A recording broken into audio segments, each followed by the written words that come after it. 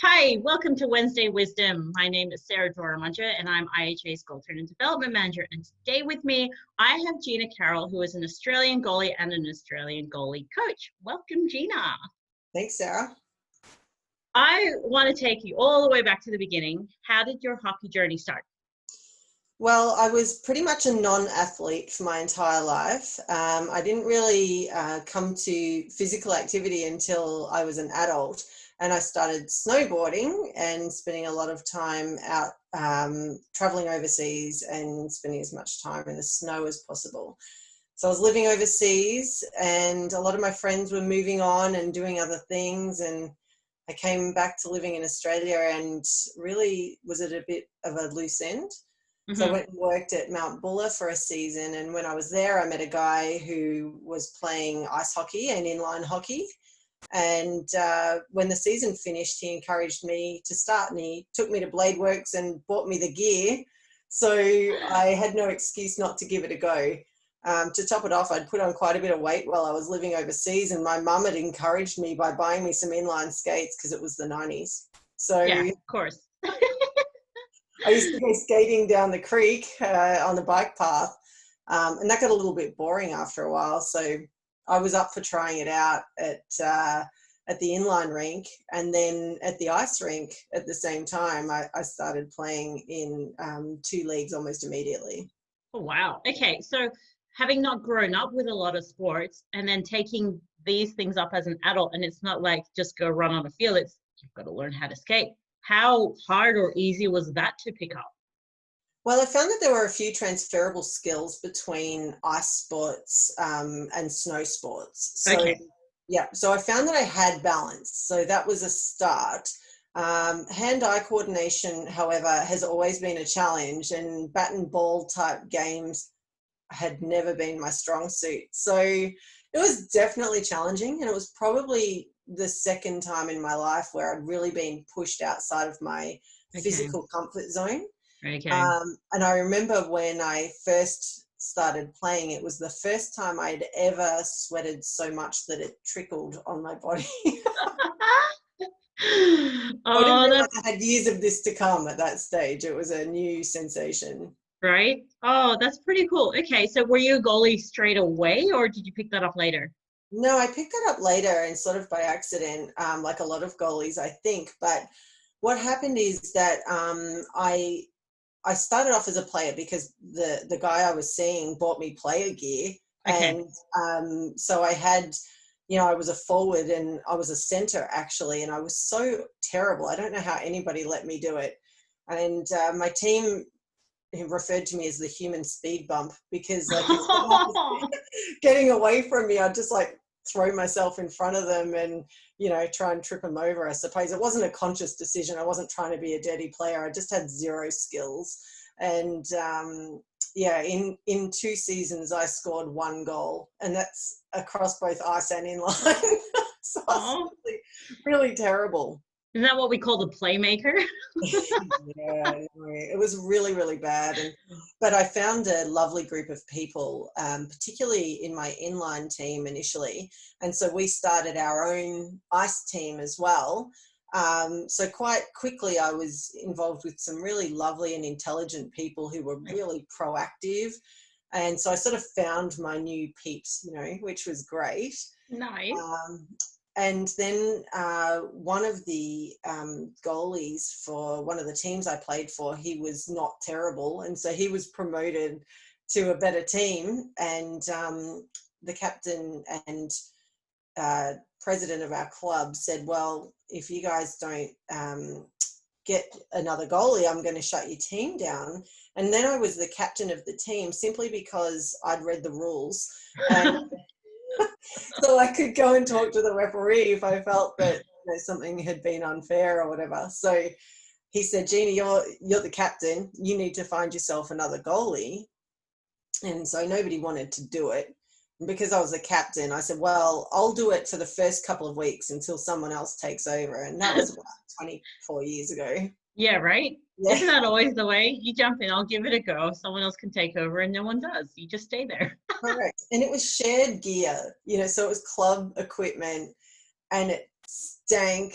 we were a university club, the Monash Generals, and so that we're all, relatively poor, and I didn't really think I was going to keep doing it. So I didn't buy my own gear for that season. And then the guy that I was seeing, he took me to see an Australia versus best of the rest game for inline hockey. And it was at Festival Hall in Melbourne, quite a big deal at the time. They sold it as almost like a dinner dance type thing, but dinner hockey, right? So you'd sit there and eat your meal and watch the game. And he took me to that because he wanted me to see this guy play that he really admired, and he was a goalie. And he said, he's my favorite player. I think he's amazing. He's a real showman. And that day I thought, wow, actually that is pretty cool. Goalies look amazing. Do you remember who that was? Who that goalie was? Yes, I do, because I married him.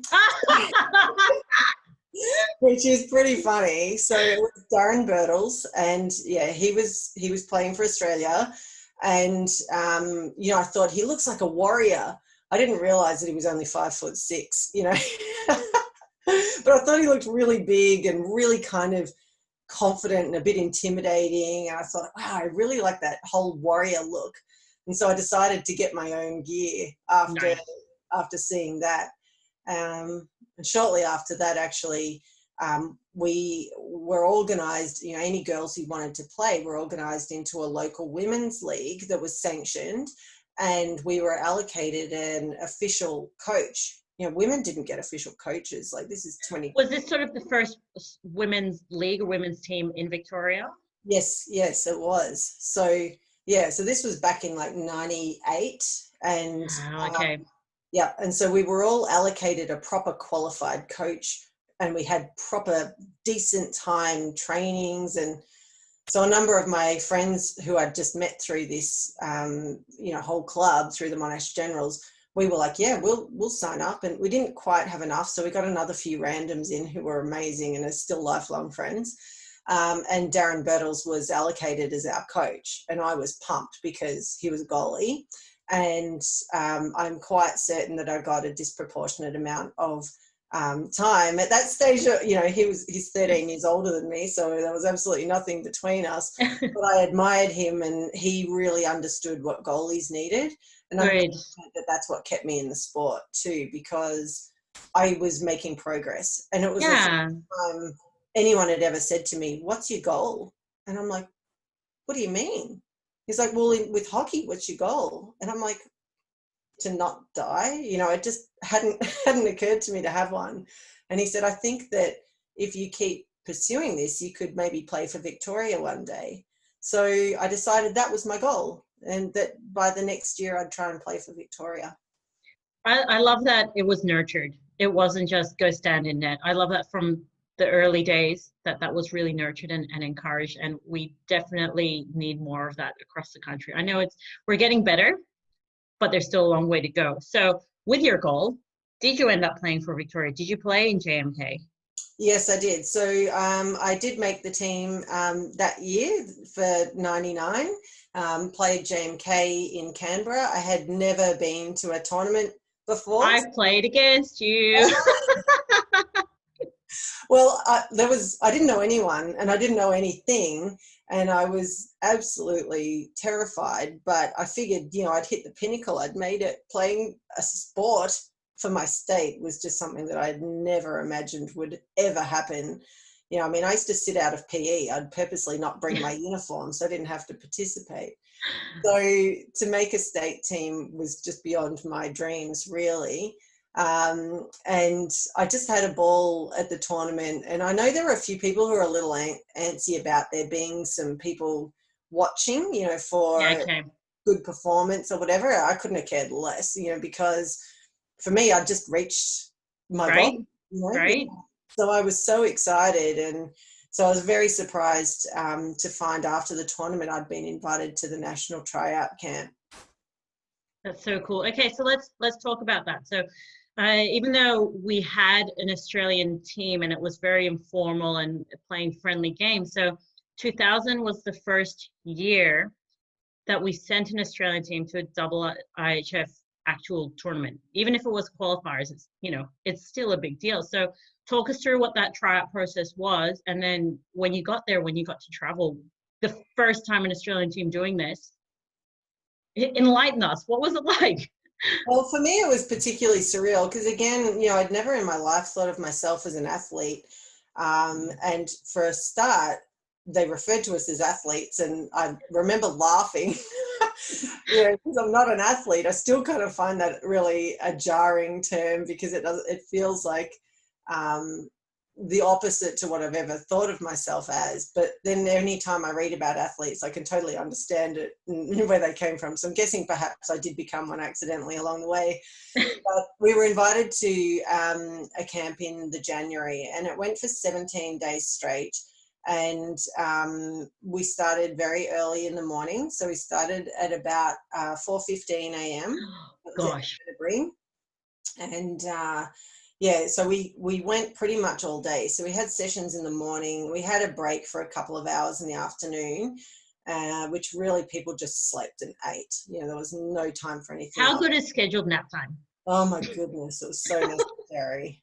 I could hardly move after the first couple of days. And yeah, so we had really you know, specialized sessions. We had sessions on rules, we had sessions on plays, we had sessions on nutrition, and you know, all aspects of athleticism I'd never known about. And then of course we had lots and lots of ice time. So we were on the ice for, you know, probably 4+ hours a day. Okay. And yeah, had some practice games as well. So, but it was really intense. Lots of team building, lots of testing ourselves personally. And it was a real eye-opener for me. And I was thrilled to be selected from that tryout camp. I had no expectations, but of course, you know, if you put your heart and soul into it, it's rewarding to be selected. So again, I had no expectations, but we traveled to Hungary in the March. So it was a very quick turnaround. I didn't really have time to do anything other than, you know, get ready to go. You know, there was no time to really worry about any of it. And we played in a little town called Székesfehérvár in Hungary, and yeah, it felt pretty surreal, and travelled with an excellent group of hockey players who I still know most of them today, and you know, really admire them. And it's been lovely to see everybody's connection with ice hockey continue. But it ended up being a bit of a mixed experience for me. On one hand, you know, absolutely thrilled and probably in utter disbelief that I got to wear the Australian jersey. How was that like? Do you remember the emotions of the first time you put it on? Yeah, I think I just recall being just filled with adrenaline, and just really not, like, that was a new feeling that I didn't really know what to do with. And it's taken a long time to learn to settle that or to use it, you know, because I find that as a goalie, I like to be very calm and settled, where I know some people like to really rev themselves up. If anything, I want to calm down and really be able to get in the zone or in the flow. And I find that hard to do when there's a ton of adrenaline. Yeah. Although I seem to be more flexible when I have a ton of adrenaline too, so that's helpful. But yeah, wearing the jersey was pretty incredible. You know, the Australian jersey is a very classic design, and I still have it. Oh, nice. Yeah, and one of my teammates took a photo of me sitting in the change room wearing it, and it's funny, I never have had it on display ever, but I really cherish that photo sort of in a more personal level. Yeah. But I think probably the reason I've never displayed it is because I always felt like I didn't really deserve to be there. And yeah, part of that came about because, you know, I'd never really had the experience of having to sit on the bench. You know, there's always a shortage of goalies, you know, particularly at that time, of women goalies. I had another Victorian goalie with me before, but we'd always felt really even, and it hadn't really occurred to me that you weren't a team. Not that we weren't, but, you know, the two goalies, I hadn't thought about the idea that there was actually a competition between us for who would play. And I still didn't feel that with Beck Jella, who we went away with. She was a fantastic goalie, only 17 at the time. And yeah, so for me, I sat on the bench for 3 of the games, and that was really tough. So I got to play 1 game. It's a long way to go to play 1 game of hockey. And, you know, we played against South Africa in my game, who were a really lower ranked country at the time. And we had hardly any shots, but I was pleased to come away with a shutout. So that was a win. Yay! What a way to kick things off. Okay, so the competition between goalies and then trying to be teammates but still compete against each other for a starting spot. How was this all communicated to you? Like, because being the first time, so I imagine I'm guessing for some of the coaches, it might have been all new to them. And how do they communicate? And possibly the first time trying to tell even like your 3rd, 4th liners that they might be sitting on the bench. How was all this communicated? Yeah, I think for me at the time, I was completely ignorant about how it should be communicated. And Okay. so I tended to be pretty quiet at the time. You know, I didn't speak up, but I was told that I would be starting. And so I was also then told as I went to step onto the rink for the game that I wasn't starting. At the time, I found that completely confounding, and I should have spoken up. Okay. Clarify that, but I didn't, because I didn't really know how at the time. And it's remained a bit of a mystery to me. But the other thing I could have done is I could have used my teammate Beck to clarify what was going on. But I think I felt ashamed and embarrassed because I had felt that I wasn't good enough, possibly in the first place. And so I didn't really speak up, but it has changed me as a person for my whole life. Yeah. So I went from being somebody who would not really say anything, more out of embarrassment, to, you know what, I'm embarrassed anyway. So I'm going to speak up. And if I'm wrong, I can be corrected and then I can move on. But if I'm right, then this really matters to me. So, you know, I've been able to apply that in pretty much every other aspect of my life since then, probably more than I should. Speak up a lot since then. But that's a positive, and I'm glad you got that out of it. So then I'm curious, in that environment, because you didn't really speak up, did the coaches know how you were feeling, and was there any support at all? I don't believe the coaches knew how I was feeling. Okay. Yeah, this is why it's important to speak up, right? Now you know. Absolutely. I spent a lot of time in the bathroom of our hotel room in Hungary crying. So while I was trying to work out myself, you know, I didn't feel that I'd been robbed by the other goalie. I didn't feel any ill will towards the other goalie at all. And actually, that's something else that's continued. I've understood that the goaltenders really need to support each other, and that, you know, we really do stand together, and that we need to have this front together. And so as a consequence, really, I've probably implemented in every other team that I've been on, like I've been assertive with the other goalies that I've worked with to say, okay, let's let the coaches know that we need this warm-up routine. Let's let the coaches know that we need this time before we go out, you know, obviously determining that the other goalie feels the same way first. And then let's find out together about who's playing or who's not playing. And let's see how we can support each other. What do you need when you're not playing? What do I need when I'm not playing? And vice versa. But I didn't have the maturity at the time. I was in my 20s, but I really did not have the maturity. And I think that, yeah, because the stakes are so high when you're playing for your country or even for your state, you know, there's a lot riding on it. And so it has definitely taught me about clear communication, particularly in high stress situations, and preferably before the situation becomes super high stress. Absolutely. So then, that being the first Worlds, that was the only one you went to, right? Yeah, so when I came home, I got pregnant pretty much straight away, and we've bred another goalie. So Love it. yeah, so our daughter's nearly 20 now. So I got pregnant pretty much straight away. But to my absolute delight, because remember, I mean, it seems like in one way not very long ago, but women playing sport and understanding our role and our rights within that has changed significantly, even in the last Absolutely. decade.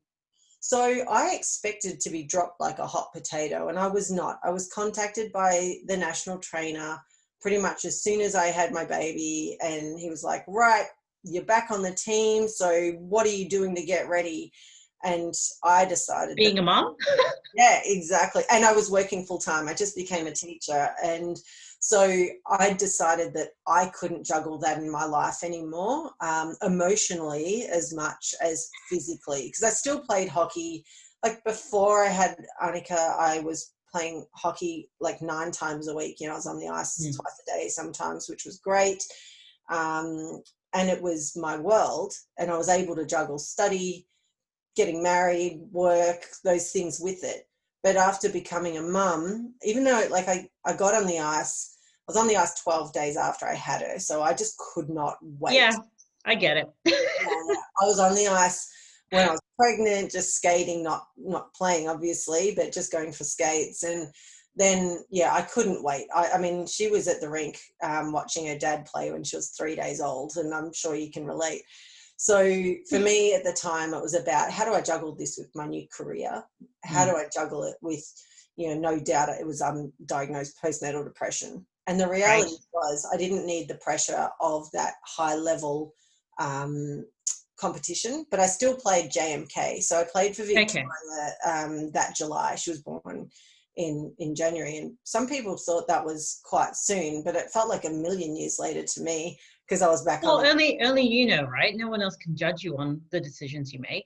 It's your decision. Yeah, I do remember flying home from JMK in Adelaide and crying, and everyone's like, "Oh, do you miss your baby?" And I went, "No, I have to go home and be a mum." It's just all the emotions and the hormones and yeah, and I wanted to be out playing hockey, Yeah. Yeah. No, absolutely. Okay, so you've also been around. So because you've been around for that long, you've also seen the inception of the AIDA happening. So can you talk us a little bit about your involvement? So I know you played for a couple of seasons, and then you moved into more of a coaching / mentoring role. So talk us through that. What have you done? Well, initially I wasn't involved with it. When it became Melbourne Ice, I was really curious, and when Docklands rink opened up, I just happened to go down there to check it out one day, and that I should have known. Different to Oakley, isn't it? A little bit different. And the Melbourne Ice team were training, and I knew the girls who were out there, and I was talking to them, and I thought, no, I don't need to be a part of this. I've got so much else going on in my life. And, there's really great girls playing, great goalies out there that I really support. And, but curiosity got the better of me. I couldn't help but turn up to the next tryouts, for the next season. And I was lucky enough to be selected. So that was a long time ago now, probably about 8 years ago. And I played a couple of seasons there. Really loved the professionalism of it. It was really great to see, it was really the first time since I'd been on that national camp that I'd seen that level of care for women's hockey.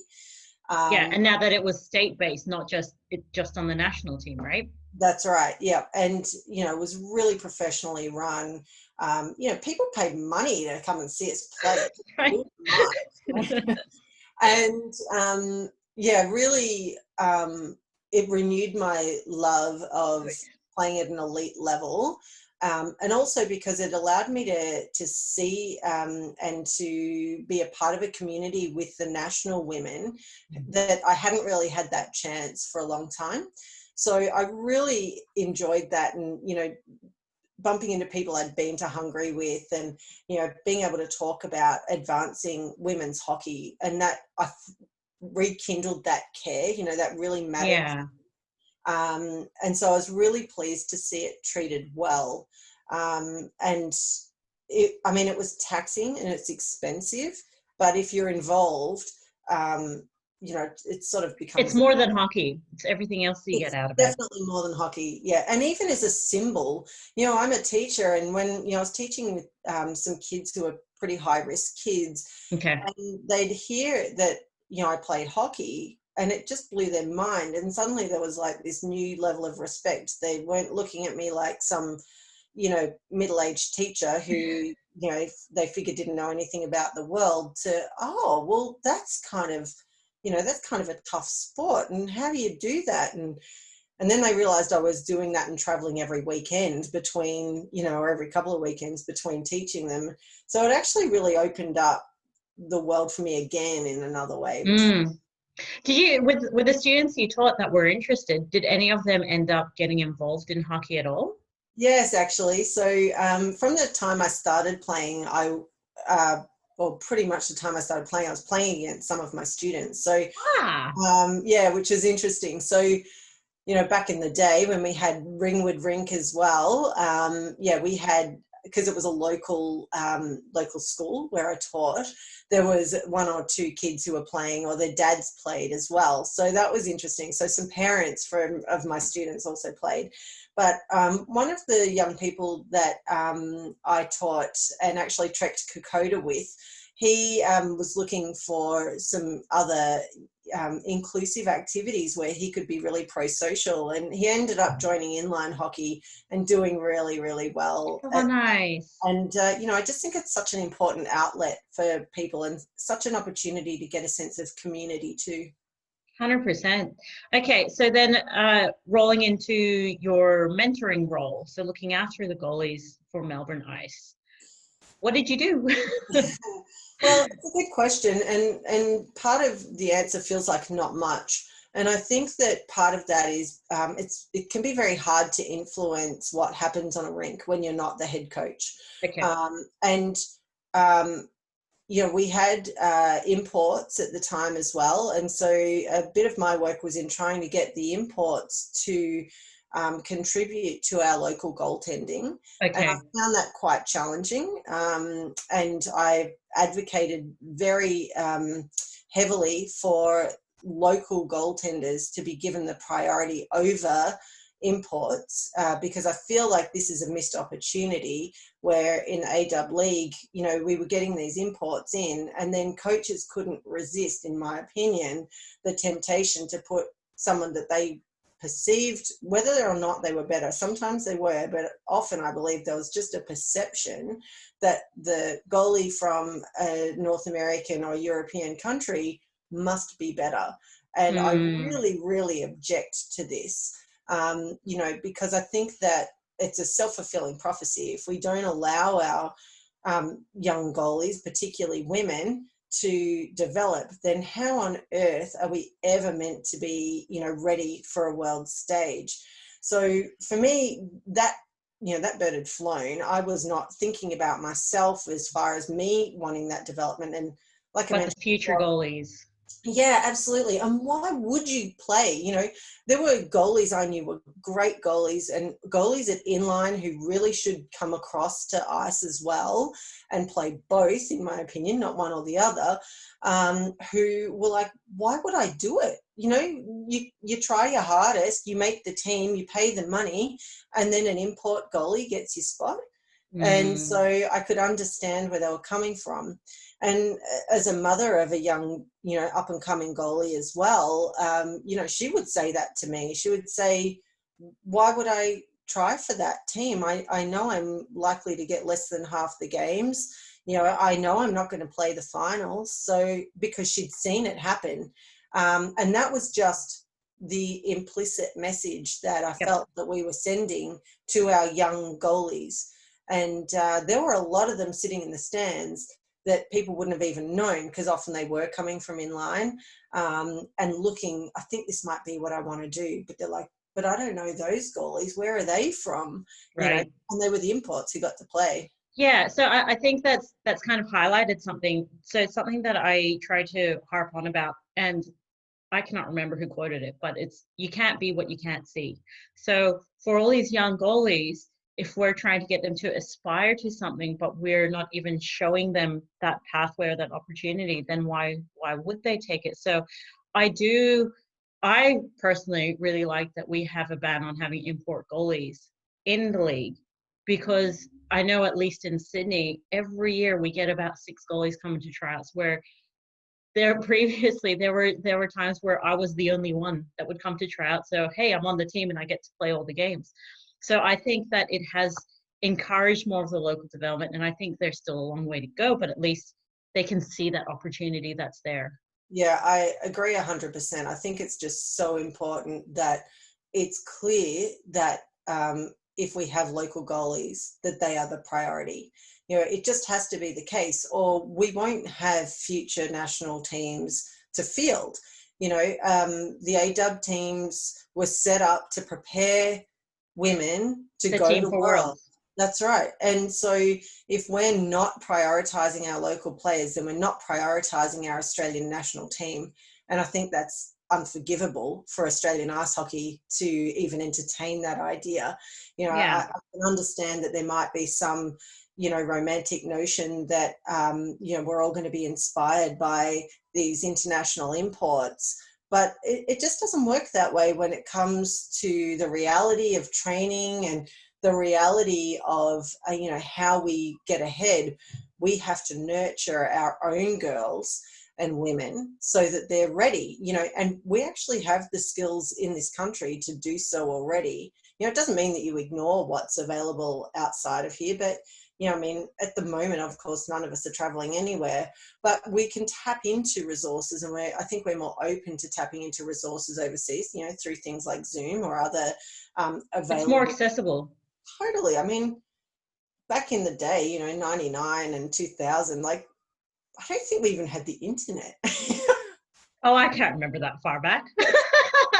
No, I do remember that, obviously you couldn't stream anything live, but there was on good old SBS, I remember in the afternoons in their little sports highlight package, there was maybe a couple of minutes of the highlights from the NHL that week. And that's all you could access on free to air. Yep. And usually in those highlights, it was goalies getting scored on. Right? So it wasn't a lot to Inspiring. Yeah, it's interesting actually. Our daughter said to us recently, when we were watching NHL, and she said that when she was growing up, she didn't realize that, there were so many highlight reels with goals being scored, because in our house, we had lots of DVDs we'd bought overseas, and they were all of saves, of course, because we only bought goalie, goalie DVDs.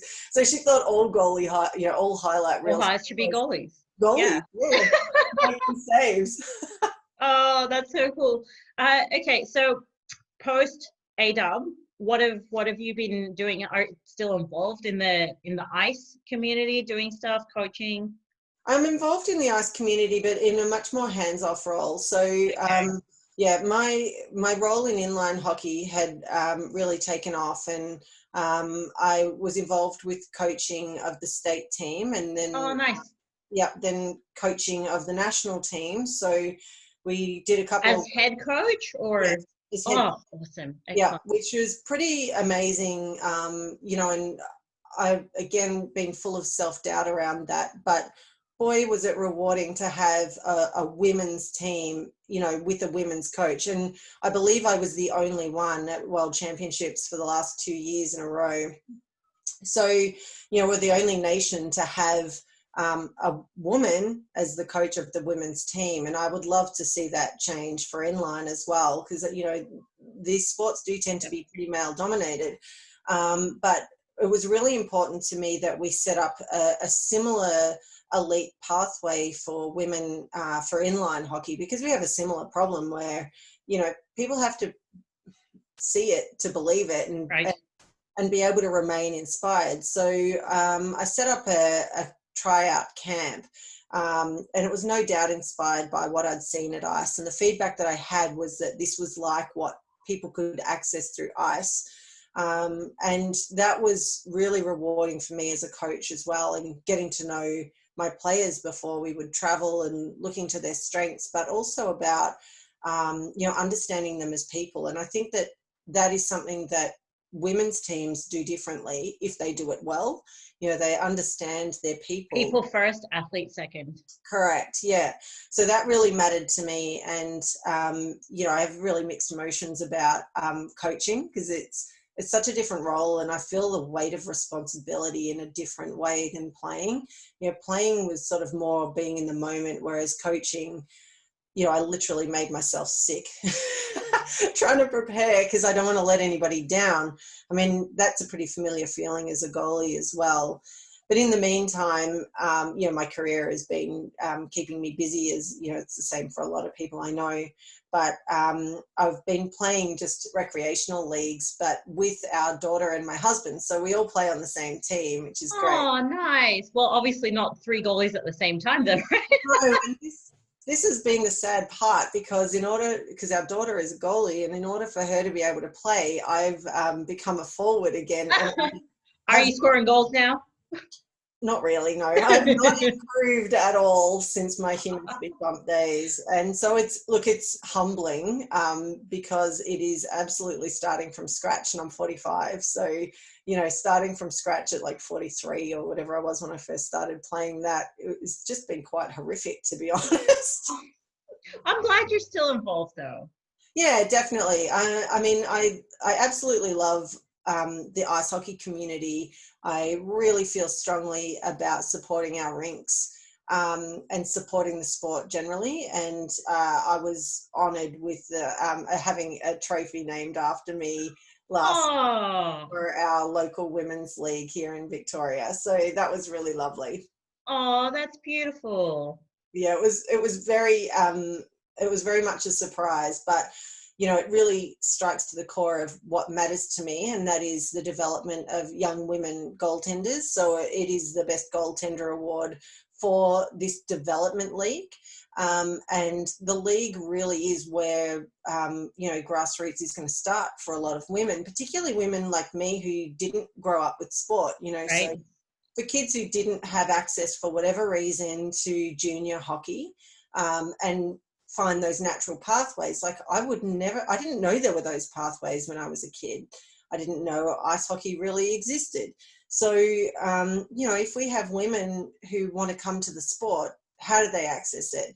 And why should they be limited? And I think they're not in this environment. So I take my hat off to the amazing volunteers who have got that league up and running. Just incredible.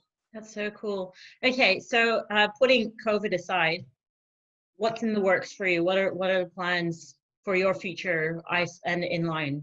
Yeah, career? look, I actually really don't know. I mean, I still love playing just as much as I did to start with. I was lucky enough over the last couple of years to discover that getting old actually has some really great advantages for hockey.